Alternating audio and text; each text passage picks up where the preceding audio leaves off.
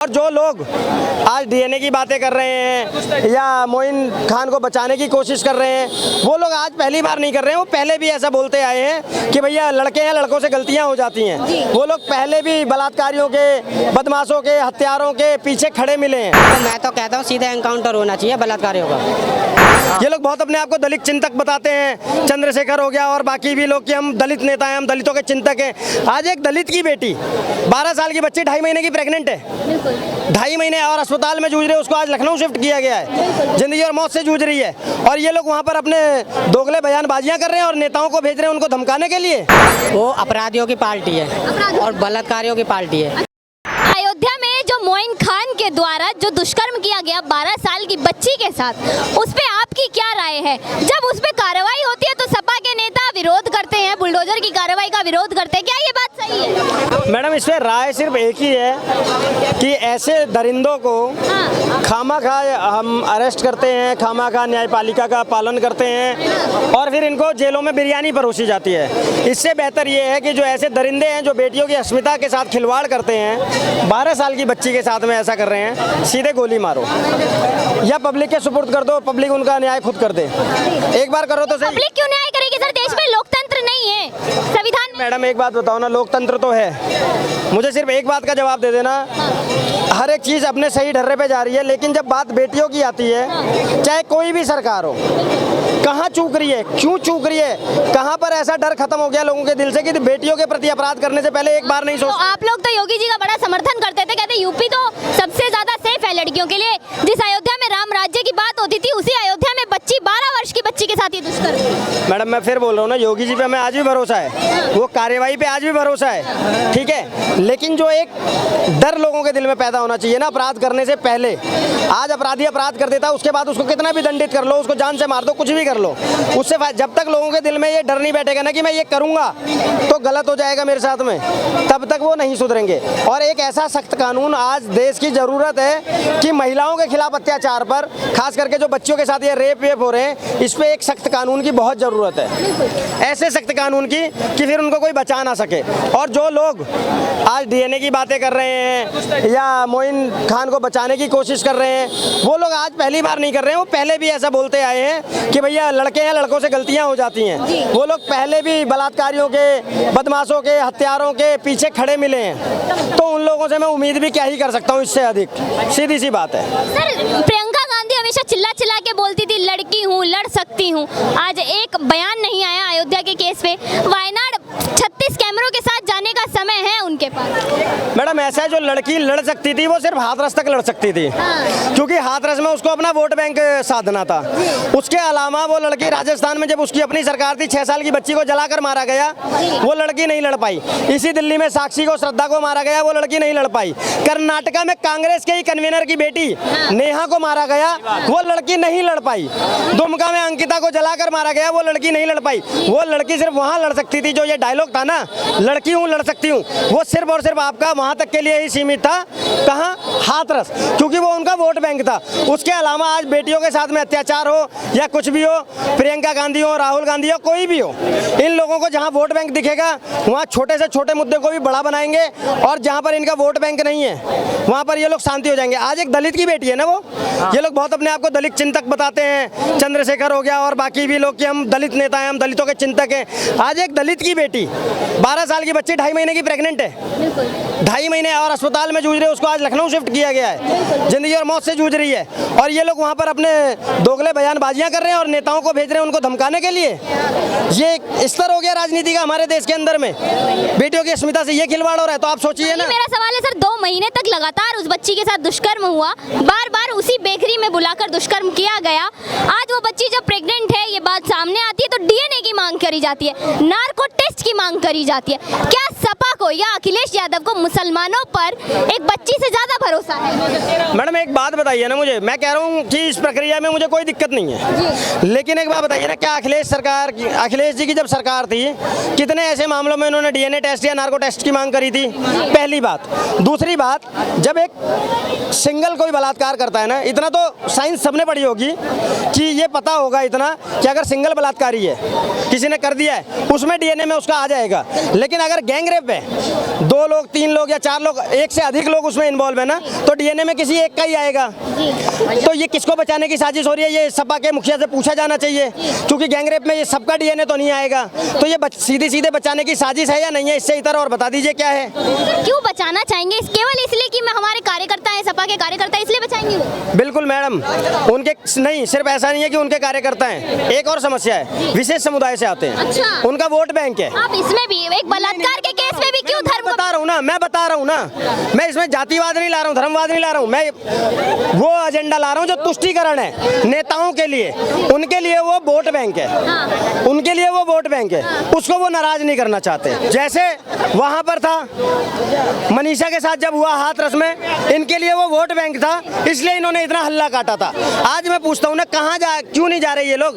एक ट्वीट भी नहीं कर पा रहे 12 साल की बच्ची के लिए। मेरा वही सवाल था, राहुल गांधी भारत जोड़ो न्याय यात्रा निकालते हैं, न्याय की बात करते हैं, और वहीं जब 12 वर्ष की बच्ची के लिए न्याय मांगने की बात आती है तो पूरा इंडिया अलायंस चुप्पी साध के बैठा है। मैडम, राहुल गांधी या उनके पूर्वजों ने किस चीज में न्याय दिया है जो वो मैं तो पहले भी ये बात पूछ चुका हूँ राहुल गांधी से कि किस बात की न्याय यात्रा निकाल रहे थे। क्या कश्मीर में जेनोसाइड हुआ ब्राह्मणों का, उनके खिलाफ, उनके लिए न्याय यात्रा की मांग कर रहे थे? या 84 के दंगों में यही मेरे सिख भाइयों को मारा गया और इनके पिताजी ने बोला बड़ा पेड़ गिरता है तो धरती कांपती है? क्या उन सिख भाइयों के न्याय के लिए यात्रा निकाल रहे थे या सिर्फ अपनी कुर्सी के लिए न्याय यात्रा निकाल रहे थे? ये राहुल गांधी से कोई पूछे तो सही, इतने करेज हो किसी के अंदर तो पूछे और वो जवाब देकर दिखा दे। राहुल गांधी सिर्फ और सिर्फ शगुफे छोड़ता है और इससे इतर और कुछ भी नहीं करता है। सर, सपा की क्या फितरत में रहा है बलात्कारियों का समर्थन करना? क्योंकि उनके अखिलेश यादव के पिताजी का तो बयान था, लड़के हैं गलती हो जाती है, पर क्या वही चीज सपा आज भी फॉलो कर रही है? मैडम, मैं ये नहीं कहूँगा कि सिर्फ बलात्कारियों का, मैं ये कहूँगा अपराधियों का, क्योंकि हम लोग उत्तर प्रदेश से आते हैं और हमें पता है हमारे उत्तर प्रदेश को बीमारू राज्य कहा जाता था और जंगल राज भी था। गुंडों का एक वो कहर था हमारे उत्तर प्रदेश में कि रात को 8 बजे के बाद आदमी अकेला जाने से भी डरता था गाँव एरियाज में, कि कहीं मेरी बाइक ना छीन ले, मेरा पैसा ना छीन ले, ये ना कर ले। और ये लोग हमेशा बदमाशों को संरक्षण देते थे। अगर सपा का एक झंडा लगा होता था ना, चाहे वो नेता भी नहीं है, उसकी गाड़ी पे सपा का झंडा है, तो ये खौफ था सपा का कि पुलिस हाथ नहीं देती थी। इन्होंने प्रशासन को इतना दबा कर रखा हुआ था, तो ये तो हमेशा से गुंडों को और बदमाशों को संरक्षण देते आए हैं। अब इससे ज्यादा संरक्षण क्या होगा कि इनकी सरकार में मुलायम सिंह जी मुख्यमंत्री थे और एक गुंडे ने, मैं उसको हमेशा गुंडा ही बोलता हूँ, लोग उसे मसीहा बताते रहे, उसने जाकर कोतवाली में ताला मार दिया। सोचो, कोतवाली में ताला मार दिया और मुख्यमंत्री जी उसके आगे गिड़गिड़ाते रहे। एक गुंडा वहां से प्रयागराज से चलकर यहाँ पर आता है, नोएडा में IAS ऑफिसर के थप्पड़ मारने लग जाता है।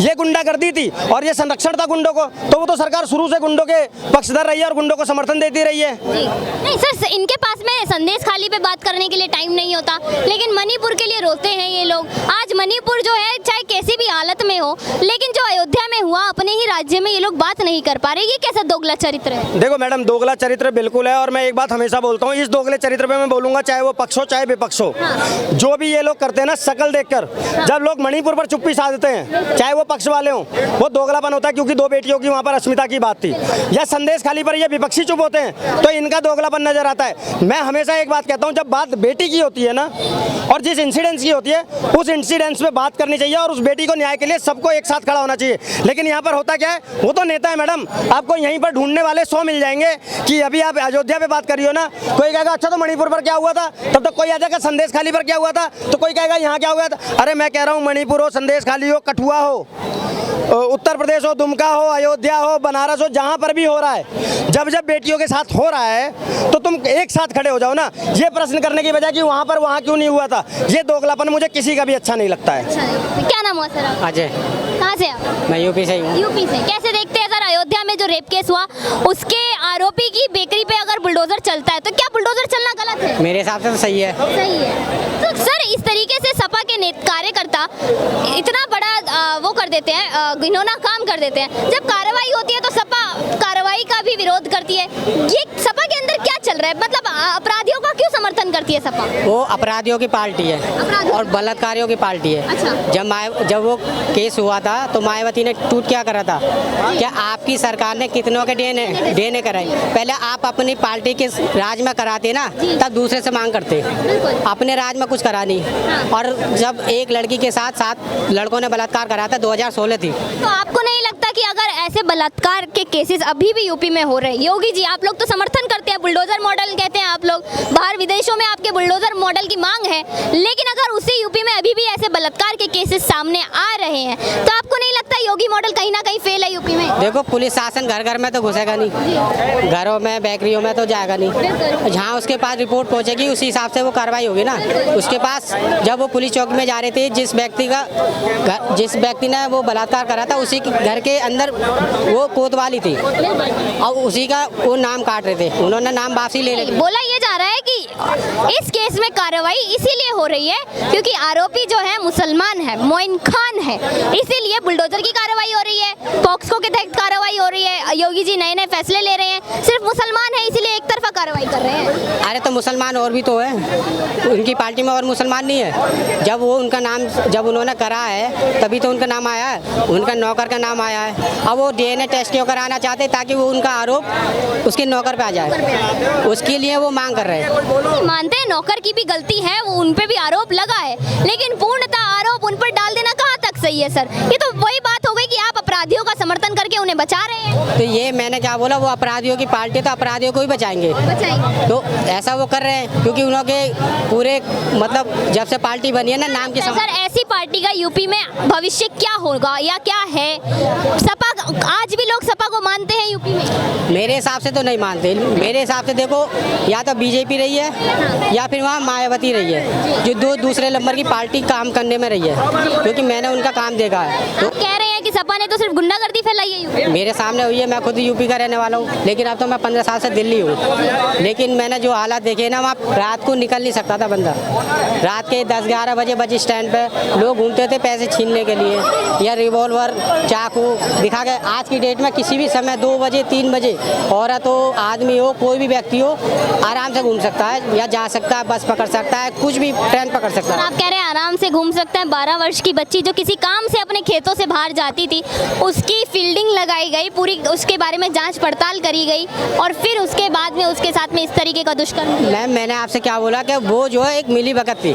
मिली भगत से तो ये काम गुप्त रूप से होते, और पुलिस उसमें कुछ कर नहीं सकती ना। पुलिस को अगर उसके बारे में नॉलेज होती कि ये काम होने जा रहा तो उसे रोकती भी ना। पुलिस को पता ना किसी अधिकारी को पता। अच्छा, आप क्या चाहते हैं सर? आप खुद यूपी से हैं, 12 वर्ष की बच्ची के साथ में इतना घिनौना काम हुआ है, आप क्या चाहते हैं? आरोपी को क्या सजा दी जाए? देखो, मैं तो कहता हूँ सीधा एनकाउंटर होना चाहिए बलात्कारियों का। हाँ, गाड़ी पलट दी जाए जैसे पलटी जाती है यूपी में। और क्या, गाड़ी पलटनी चाहिए, गाड़ी नहीं तो इसका मतलब तो यही हुआ सर, ना पहले के टाइम पे सपा के टाइम पे शासन प्रशासन था, ना कॉन्स्टिट्यूशन था, ना संविधान था, ना आज है। योगी जी तो अपने मन की कर रहे हैं, तानाशाही कर रहे हैं। तो योगी जी तो सही कर रहे हैं ना। मायावती ने भी इस बात को सही कहा ना, क्या वो जो कार्रवाई कर रहे हैं बिल्कुल सही कर रहे हैं। हालांकि मायावती विपक्ष में है, उन्होंने बोला अगर वो चाहती तो वो गलत कह देती कि ये हिंदू मुस्लिम दंगा कराने के चक्कर में, लेकिन मायावती ने क्या कहा, वो लड़की के साथ गलत हुआ तो वो कार्रवाई सही है। तो ये होना चाहिए। मेरा सवाल ये भी है सर, विपक्ष जो है इस केस के ऊपर कुछ भी नहीं बोल रहा है, पूरा विपक्ष, कांग्रेस हो सपा हो, ये लोग कुछ भी नहीं बोल रहे। क्यों नहीं बोल रहे हैं? क्योंकि मुसलमान उनका वोट बैंक है। अच्छा। और 20% उनकी आबादी है यूपी में, तो वो 20% को खुश करने के लिए नहीं बोल सकते। 20% को खुश करने के लिए एक देश की बेटी की इज्जत को दांव पे लगा देंगे? वो अपने परिवार को दांव पे लगा देते हैं। कांग्रेस वाले या विपक्ष वाले वो अपने परिवार को दांव पे लगा देते हैं।